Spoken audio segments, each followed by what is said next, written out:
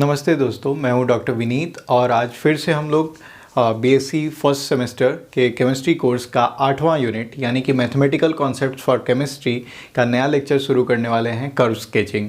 इससे पहले हमने मैथमेटिक्स के इसेंशियल बेसिक्स कवर कर रखे हैं और उसके बाद लॉगरिथमिक कर्व्स के बारे में हमने देखा था, लॉगरिथमिक रिलेशंस को देखा था, लॉग टेबल्स और एंटी लॉग टेबल्स का कैसे यूज़ करते हैं, उनसे कैसे पावर्स निकालते हैं, वो सब चीज़ें हमने देख ली थी।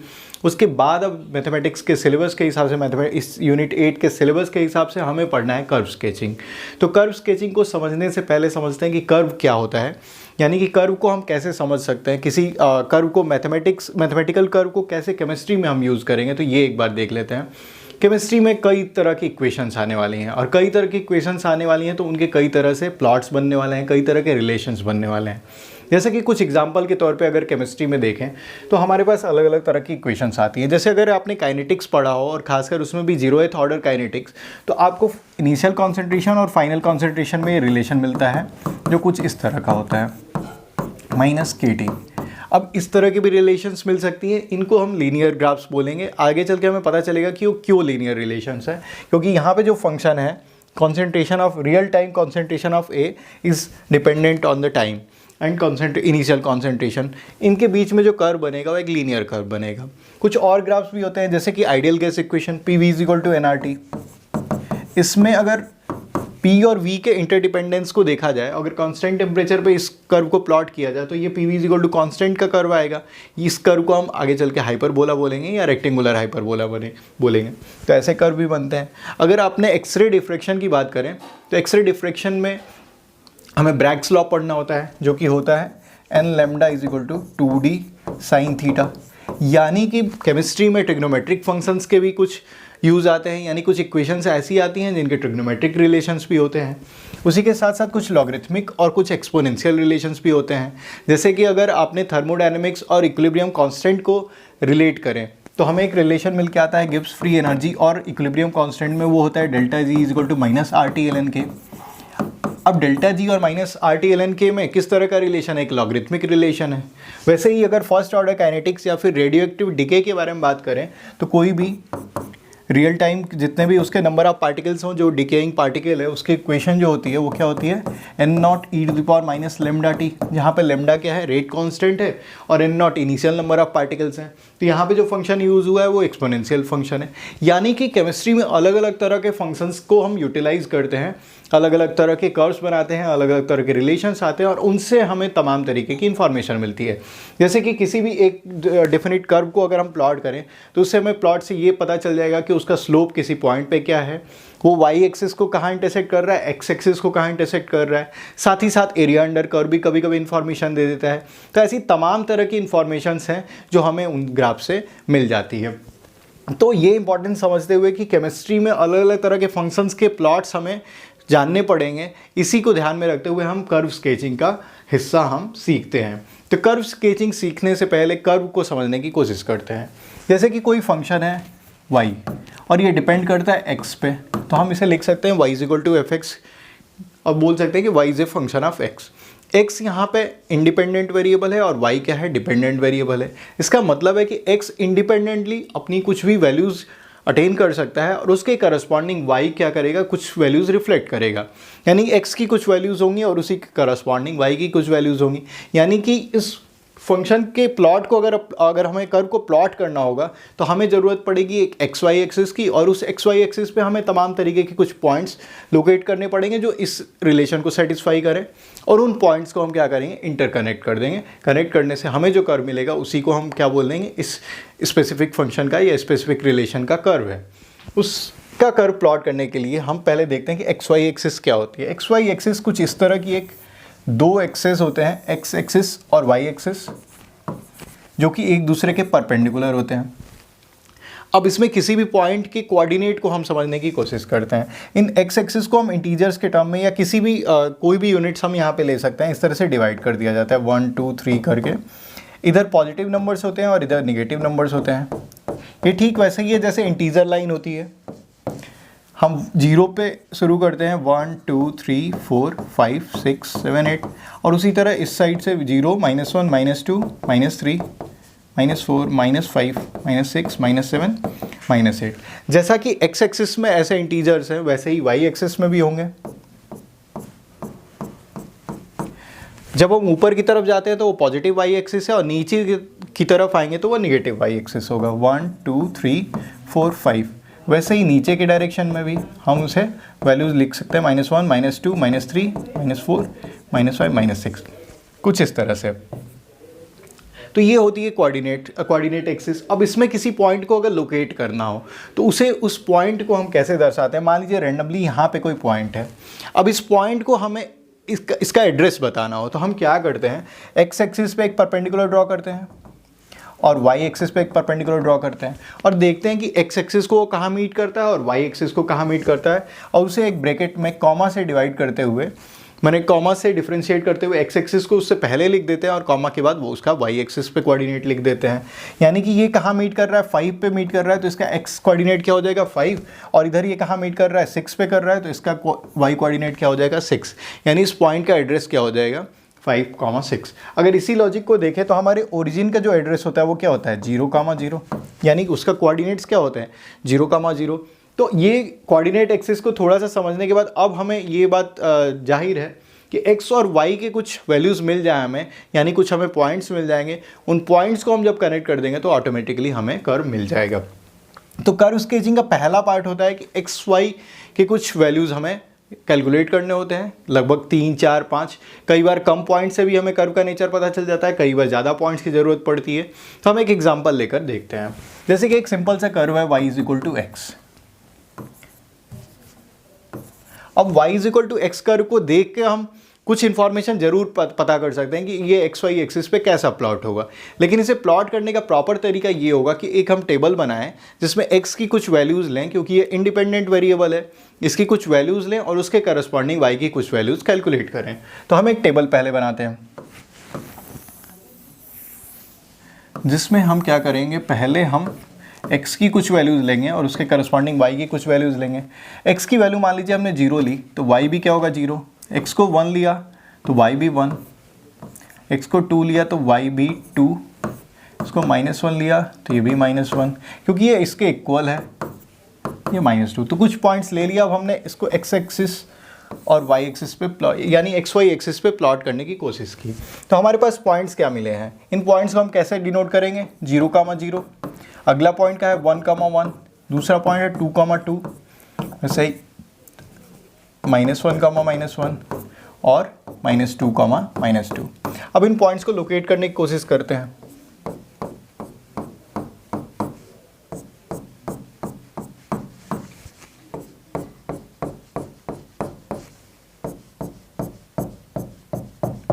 ये जितने भी पॉइंट्स हैं उन्हें 1 2 3 ऐसे हम काउंट कर सकते हैं। 0,0 यहाँ पे है, 1,1 को लोकेट करें तो ये कुछ यहाँ पे है, 2,2 कहाँ पे होगा 2 और 2, इधर से मीट कराने की कोशिश करेंगे 2। वैसे ही -1, कहाँ पे होगा यहाँ पे, -2,2 कहाँ पे होगा यहाँ पे होगा। अब हमारे पास 5 पॉइंट्स हैं। अब इन्हें हम अगर कनेक्ट करें तो हमें क्या मिल रही है, एक स्ट्रेट लाइन मिल रही है। तो y = x हमेशा कैसा एक कर्व होगा, एक लाइन होगी जो y एक्सिस और x एक्सिस से बराबर इंक्लाइंड होगी, यानी कि ठीक उनके बीच में से जाएगी। यानी कि इसका एंगल लगभग कितना होगा, लगभग क्या एग्जैक्ट 45 डिग्री होगा।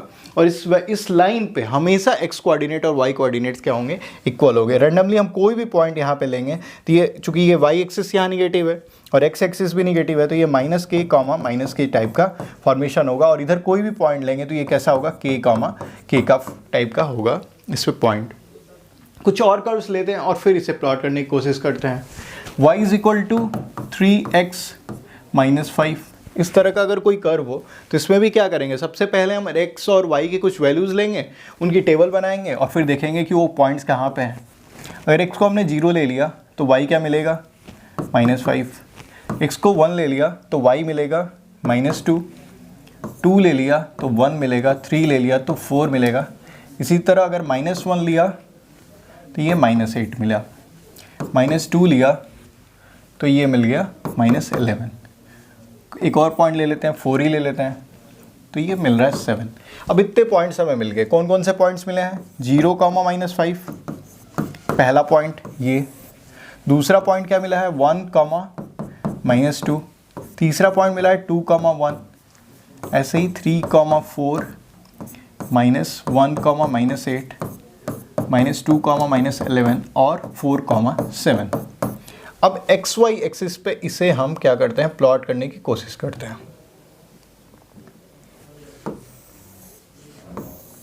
अब अंदाज़ा लगा कि आप खुद भी प्लॉट कर सकते हैं। हम पहले इस पॉइंट को लोकेट करने की कोशिश करते हैं। एक्स एक्सिस में हमें 0 पे रहना है, यानी कि इस एक्सिस पे हमें हमेशा कहाँ पे रहना है, इसी एक्सिस पे रहना है। वैसे ही वाई एक्सिस कहाँ पे कट कर रही है, -5 पे, यानी इसका वाई कोऑर्डिनेट क्या है, -5। मान लीजिए -5 यहाँ पे है, तो कुल मिला के पॉइंट भी हमारा यहीं पे होगा, क्योंकि वाई एक्सिस के हर एक पॉइंट पे एक्स कोऑर्डिनेट 0 होगा। वैसे ही एक्स एक्सिस के हर एक पॉइंट पे वाई कोऑर्डिनेट 0 होगा। तो ये हमें मिल गया 0,5, 1, -2। 1 माने एक्स एक्सिस में 1 तक जाना है और वाई एक्सिस में 2 तक जाना है, तो ये हमें मिल गया दूसरा पॉइंट।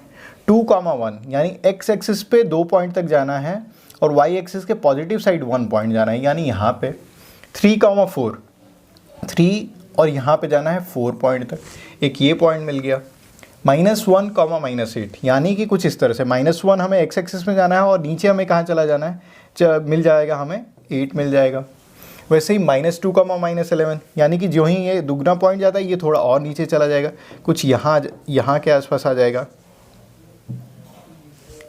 कुछ यहाँ आ जाएगा। इसके अलावा 4,7 यानी कि अगर 4 पे जा रहे हैं तो ये पॉइंट कुछ हमें 7 पे मिल जाएगा। अब ये पॉइंट्स हमें मिल गए, इन पॉइंट्स को हम क्या करते हैं, आपस में कनेक्ट कर देते हैं।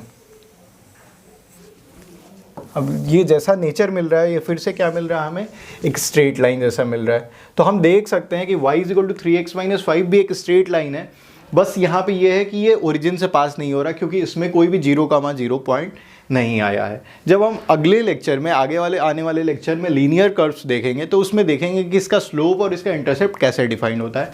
वहाँ पे जो -5 होता है वही उसका y इंटरसेप्ट होता है, यानी कि वो y एक्सिस को कहाँ कट करेगा वो ये वैल्यू बताती है, वो -5 पे कर रहा है। कुछ और फंक्शंस लेते हैं, उन्हें भी प्लॉट करने की कोशिश करते हैं। एक जनरल प्रोसीजर अब क्या है कि हमें x और y की एक टेबल बनानी है और सिंपली उनकी वैल्यूज़ को ऑब्टेन करना है और हमें प्लॉट करके उनका नेचर बता देना है। जैसे कि एक इक्वेशन है, अगर y = 3x²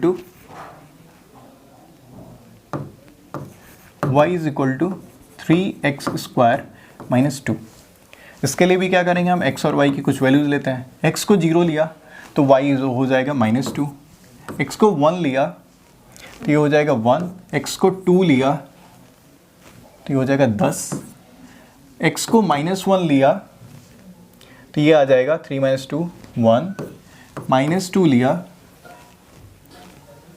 10। तो ये कुछ वैल्यूज़ हमें मिल गई इसकी। अब इसे प्लॉट करने की कोशिश करते हैं। y एक्सिस और x एक्सिस 0, -2 यानी कि जब x कोऑर्डिनेट 0 है, यानी x कोऑर्डिनेट 0 कहाँ पे होगा, सारे पूरे ही y एक्सिस पे होगा। y कोऑर्डिनेट क्या है, -2 है, यानी कुछ यहाँ पे होगा। पहला पॉइंट मिल गया। 1,1 माने इधर भी 1 जाना है और इधर भी 1 जाना है, कुछ यहाँ पे होगा। 2,10 यानी 2 पे जाते ही ये वैल्यू कहाँ पे चली गई, बहुत ऊपर चली गई, 10 के आसपास चली गई। -1, यानी इधर जब जाएंगे तो भी कहाँ पे आ रही है वैल्यू, यानी इसके ठीक पैरेलल लगभग होगी यहाँ पे। -2, -10 यानी थोड़ा सा भी इधर जाने पे ये वैल्यू कहाँ पे आ रही है, -2। तो ऐसा देख रहे हैं कि पहले ये वैल्यू ऐसे आके कनेक्ट हो रही है, यानी अब बढ़ते हुए x में कनेक्ट करने की कोशिश करें तो सबसे छोटा x कहाँ पे, यहाँ पे है, उसके बाद यहाँ, फिर यहाँ, फिर यहाँ, यहाँ। तो इस तरह से कर्व को हमने क्या कर दिया, अलग अलग पॉइंट्स को आपस में कनेक्ट कर दिया और हमें मिल गया कुछ इस तरह का कर्व। और ज़्यादा पॉइंट्स होते तो ये और ज़्यादा फाइन तरीके से ये कर्व हमें मिलता, और वो कुछ कर्व कैसा होता, इसे हम अगर रीड्रॉ करें तो कुछ इस तरह का कर्व हमें मिलता। इसे हम बोलते हैं पैराबोलिक कर्व। तो जितने क्वाड्रेटिक इक्वेशंस होते हैं, यानी x की सेकंड पावर में जो इक्वेशंस होते हैं वो कर्व्स क्या होते हैं, क्वाड्रेटिक इक्वेशंस होते हैं, क्वाड्रेटिक कर्व्स होते हैं। और उनके कर्व्स का नाम जो होता है, ज्योमेट्रिकल नाम जो होता है वो पैराबोला होता है। लीनियर कर्व्स लाइन की तरह होता है जिसमें x सिंपली उसका पावर क्या होता है, 1 होता है। अगर एक और एग्जाम्पल लें, y = x³ का, यहाँ पे हमने x की तीसरी पावर ले ली है। इसमें भी कुछ क्या करेंगे, x की वैल्यू और y की वैल्यू ले लेते हैं। 0 रखा तो 0, 1 पे 1, -1 पे -1, 2 पे आया 8, -2 पे आया -8। तो इस तरह से कुछ वैल्यूज़ ले ली और हमें कुछ वैल्यूज़ मिल गए इसके। वैसे ही 3 रखने पे ये आएगा 27, -3 रखने पे -27। अब इन्हें प्लॉट करने की कोशिश करते हैं और देखते हैं कि इसका नेचर कैसा होगा। सबसे पहला पॉइंट है 0,0 यानी ओरिजिन से पास करेगा। जब 1 लिया तो 1 आया, -1 लिया तो -1 आया, यानी यहाँ पे 2 लिया तो सीधे इसकी वैल्यू कहाँ पे चली गई, बहुत ऊपर चली गई। और जब 3 लिया पॉजिटिव में तो बहुत ही ज़्यादा ऊपर चली गई, कुछ यहाँ पे आ गई 27 पे। वैसे ही -2 जब लिया तो इसकी वैल्यू आ गई यहाँ पे कुछ 8, और -3 लिया तो इसकी वैल्यू बहुत ही नीचे आ गई कुछ यहाँ पे। अब इसे देख सकते हैं, अगर इन पॉइंट्स को बढ़ते हुए x के तरह से अगर कनेक्ट करने की कोशिश किया जाए, कुछ इस तरह से ये कनेक्ट हो रहे हैं, तो x³ का कर्व हमें मिल गया। तो x³ के कर्व को हम कैसे प्लॉट कर सकते हैं, उसके अलग अलग पॉइंट्स को देखते हुए। तो क्यूबिक कर्व्स कुछ इस तरह के होते हैं। ये अगर x³ के साथ कोई फंक्शन और जुड़ा होता है एडिशन में, तो ये ओरिजिन से पास नहीं करता, लेकिन सिंपली ये y = x³ है तो ये कुछ इस तरह से पास करेगा। PV = nRT कैसा कर्व था, xy = कांस्टेंट जैसा। तो अगर xy = 6 है, ऐसा कोई फंक्शन है, इसे प्लॉट करना हो तो हम कैसे प्लॉट कर सकते हैं। तो इसके लिए भी सेम वही प्रोसीजर होगा। x और y के हमारे पास क्या होंगे, अलग अलग वैल्यूज़ होंगी, और अलग अलग वैल्यूज़ को हम प्लॉट करेंगे तो हमें उसका कर्व मिल जाएगा। इसका मतलब है कि कर्व स्केचिंग का बेसिक रूल क्या है कि पहले तो हमें उस फंक्शन को ऑब्जर्व करना है, उसको क्या करना है, y को ले रहा है लेफ्ट हैंड साइड में, बाकी पूरे एक्सप्रेशन को हमें एक साइड पे कर देना है कुछ इस तरह से। x की अलग अलग वैल्यूज़ लेनी है और उसके करस्पॉन्डिंग y की वैल्यूज़ ऑब्टेन करनी है। ऐसे 8-10 पॉइंट अगर मिल गए तो हम उस कर्व को आसानी से प्लॉट कर सकते हैं, क्योंकि बस हमें क्या करना होगा, उन पॉइंट्स को कनेक्ट करना होगा। तो हम फाइनली ये कर्व देख लेते हैं xy = 6। इसके बाद हम लोग फिर अगले क्लास में सिर्फ लीनियर कर्व्स के बारे में देखेंगे कि एक लाइन की क्या क्या प्रॉपर्टीज़ होती हैं, उसके क्या स्लोप्स होते हैं और उनके क्या क्या प्रॉपर्टीज़ और होती हैं, इंटरसेप्ट्स क्या होते हैं, वो सब चीज़ें देखेंगे। लाइन की इक्वेशन क्या होगी। आज बस फाइनली ये देख लेते हैं कि xy = 6 का कर्व कैसा होगा। तो इसके लिए भी सेम टेबल हम क्रिएट करने की कोशिश करते हैं x और y की। x का वैल्यू अब हम 0 नहीं ले सकते हैं यहाँ पे, क्योंकि ये डिनोमिनेटर में है। डिनोमिनेटर में हम कभी भी मैथमेटिक्स में 0 नहीं ले सकते हैं, अलाउड नहीं होता है।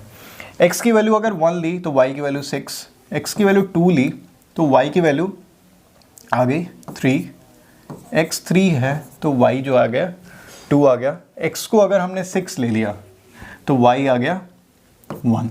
ये कुछ वैल्यूज़ हमने इसको देखते हुए यहाँ पे ला दी। वैसे ही अगर हम -1 लेते हैं तो ये आ जाएगा -6, -2 लेंगे तो ये आ जाएगा -3, और -3 लेंगे तो ये -2 आएगा। साथ ही -6 अगर ले लेंगे x की वैल्यू तो ये आ जाएगा -1।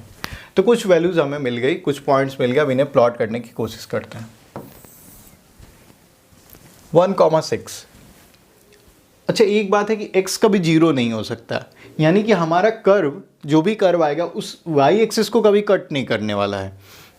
यानी कि ये कभी भी कर्व अगर जो कट करते हैं, इस तरह के कर्व होंगे या लाइन होगा, ये ऐसे कर्व होते हैं जो y एक्सिस को कट करते हैं, यानी कहीं ना कहीं उसमें x कोऑर्डिनेट 0 होता है।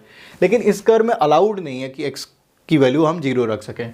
तो ये कर्व जैसा भी होगा ये कभी भी y एक्सिस को कट नहीं करेगा। ये बात हमें पहले से इन्फॉर्मेशन के तौर पे पता है। अब इसे प्लॉट करने की कोशिश करते हैं। यानी कुछ हमें नेगेटिव वैल्यूज़ भी हैं, कुछ पॉजिटिव वैल्यूज़ भी हैं, और साथ ही साथ देखा जाए कि x और y क्या है, एक पॉजिटिव नंबर है। तो अगर पॉजिटिव है तो क्या होगा, x पॉजिटिव होगा तो y को भी पॉजिटिव होना पड़ेगा, क्योंकि पॉजिटिव इंटू पॉजिटिव क्या होता है, पॉजिटिव। या फिर दूसरा ऑप्शन है कि negative into negative is equal to positive.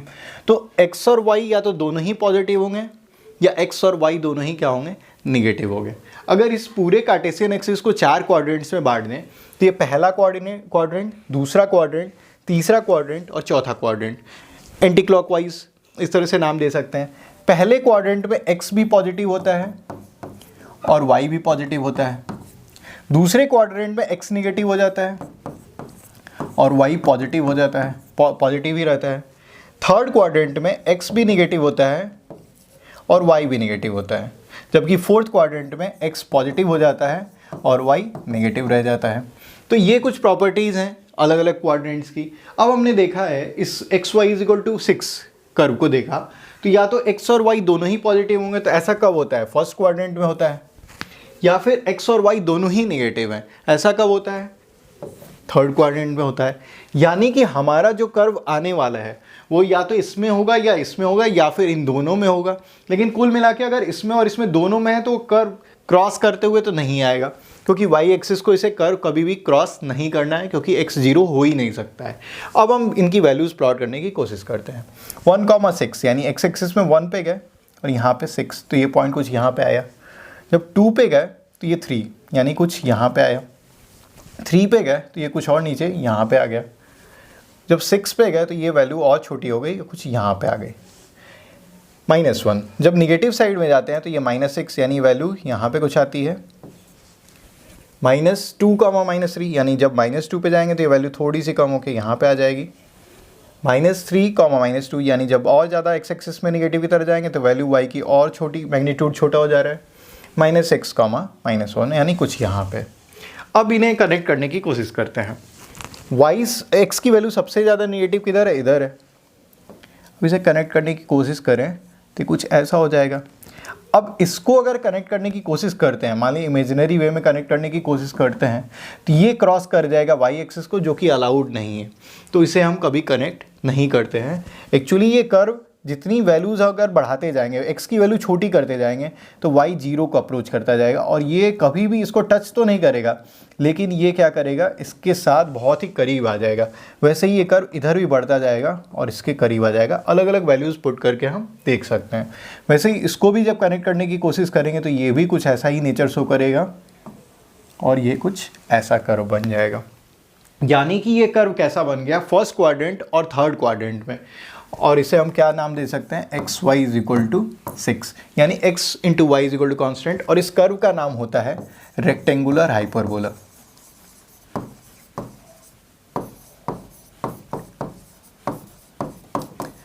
P V is equal to constant में p और v दोनों ही पॉजिटिव होते हैं, निगेटिव हो नहीं सकते, ना तो प्रेशर निगेटिव हो सकता है, ना ही वॉल्यूम निगेटिव हो सकता है। तो वो कर्व थर्ड क्वाड्रेंट में कभी नहीं मिलता है। यानी P V is equal to constant का कर्व कैसा मिलता है, फर्स्ट क्वाड्रेंट में मिलता है। और कुछ p और v को इस तरह से प्लॉट करें, p और v को, तो वो कर्व कुछ इस तरह का मिलेगा। इसे हम क्या बोलते हैं, आइसोथर्म बोल देते हैं, क्योंकि वहाँ पर टेम्परेचर क्या होता है, कॉन्स्टेंट होता है। तो इस तरह के कर्व्स केमिस्ट्री में आते हैं। और केमिस्ट्री में अब जो भी कर्व्स आएंगे उन्हें कहीं ना कहीं हम रिलेट करने की कोशिश करेंगे अपने बेसिक फंक्शंस के रूप में। और बेसिक फंक्शंस के रूप में अगर हमने उसको रिलेट कर लिया तो उसके कर्व भी हम कैसे बना लेंगे, एक्स और वाई की कुछ वैल्यूज़ प्लॉट करके उनके कर्व्स बना लेंगे। हालांकि ये ज़रूरत बहुत ज़्यादा नहीं पड़ती है आगे जब हम उस कर्व की नेचर को जान जाते हैं। जैसे पैराबोलिक कर्व्स के अगर नेचर को समझ गए कि उसकी क्या वैल्यूज़ होंगी, कोएफिशिएंट्स क्या होंगे, कि वो माउथ ओपनिंग अपवर्ड्स होगा या माउथ ओपनिंग डाउनवर्ड्स या लेफ्टवर्ड्स या राइटवर्ड्स होगा, ये सब नेचर अगर जान गए तो हम कर्व को देखते हुए ही उसे प्लॉट करने का प्रयास कर सकते हैं। जैसे लाइन के बारे में भी हमें एक्स वाई का टेबल नहीं बनाना पड़ता है अगर हम उसे ऑब्जर्व करके उसके स्लोप और उसके इंटरसेप्ट्स को पता कर लेते हैं। तो नेक्स्ट क्लास में हम लाइन के बारे में ही देखेंगे कि उसके क्या स्लोप्स हो सकते हैं, उसके क्या इंटरसेप्ट होंगे और उससे फिर कौन से कर्व्स हमें मिल सकते हैं।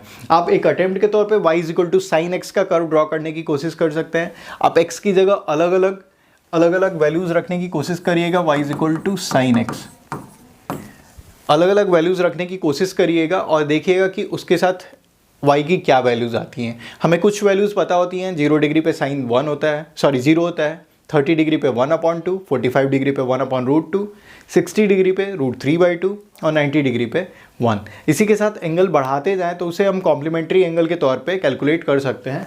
उसे हम सिंपली क्या कर लेते हैं, जैसे साइन 150 अगर हमें कैलकुलेट करना हो तो हम सिंपली इसे क्या लिखते हैं, साइन 180 माइनस 30, और फिर इसे क्या लिख देते हैं, सिंपली 180 का जो भी एंगल है इसे सप्लीमेंट्री एंगल बोलेंगे 30 डिग्री। और साइन क्या लग जाएगा, ये लग जाएगा कुछ इस तरह से कि साइन कब पॉजिटिव होता है और कब निगेटिव होता है। पहले क्वाड्रेंट में पॉजिटिव होता है, दूसरे क्वाड्रेंट में पॉजिटिव होता है, तीसरे और चौथे क्वाड्रेंट में निगेटिव होता है। यानी कि साइन इधर भी क्या होगा, पॉजिटिव होगा और इसकी वैल्यू भी क्या आ जाएगी, 1/2। पहले क्वाड्रेंट में सारे ही ट्रिग्नोमेट्रिक रेशियो पॉजिटिव होते हैं तो इसे हम लिख देते हैं ऑल पॉजिटिव। यहाँ पे सिर्फ साइन और कॉसेक पॉजिटिव होते हैं, यहाँ पे सिर्फ टैन और कॉट पॉजिटिव होते हैं, और फोर्थ क्वाड्रेंट में सिर्फ कॉस और सेक पॉजिटिव होते हैं। यानी सारे ही ट्रिग्नोमेट्रिक रेशियो सिर्फ 2 ही क्वाड्रेंट में पॉजिटिव हो सकते हैं, एक तो फर्स्ट क्वाड्रेंट में और एक वो वाला क्वाड्रेंट जिनमें कि वो स्पेसिफिकली पॉजिटिव होता है।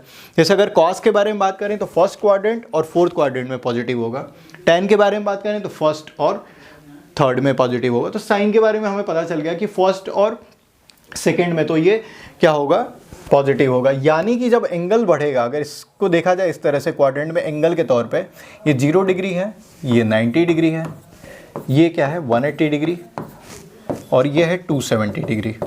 और वापस से फिर ये एंगल कहाँ वापस लौट के आ जाएगा, ये लौट के आ जाएगा, तो यहाँ मिल जाएगा फिर से हमें 360 डिग्री। तो अगर वाई साइन की वैल्यूज़ अगर इस क्वाड्रेंट में है या इस क्वाड्रेंट में तो पॉजिटिव होंगी। तो जब हम टेबल बनाएंगे तो अलग अलग वैल्यूज़ की अलग अलग एक्स की वैल्यूज़ पे वाई की वैल्यूज़ प्लॉट करेंगे, और फिर हमें कर्व कुछ इस तरह का आना चाहिए। ये आप देखेंगे कि इस तरह का कर्व मिलता है हमें, इसे हम साइनसोइडल कर्व भी बोलते हैं। ये कहीं ना कहीं हमें इस्तेमाल यूज़ में आएगा जब हम फिजिकल केमिस्ट्री में साइन की कर्व्स देखेंगे। ठीक है, तो ये आपका होमवर्क भी है और इसे कैलकुलेट करने की कोशिश करिए। मैंने हिंट दे दिया है कैसे इसे करना है, इसे आप होमवर्क के तौर पे कर सकते हैं। नेक्स्ट क्लास में हम लाइन के बारे में देखेंगे। और आज के टॉपिक में, आज के लेक्चर में जो चीज़ें आपको नहीं समझ में आई होंगी, प्लीज़ कमेंट बॉक्स में लिखिए, अपनी क्वेरीज़ को वहाँ पे नोट डाउन करिए, सजेशंस बताइए अपने, या फिर क्या आप पढ़ना चाहते हो या क्या चीज़ें छूट गई हैं, कौन सा प्रॉब्लम सॉल्व करना चाहते हो, ये आप लिख सकते हैं। मैं उन्हें इंडिविजुअली एड्रेस करने की कोशिश करूँगा। Thank you.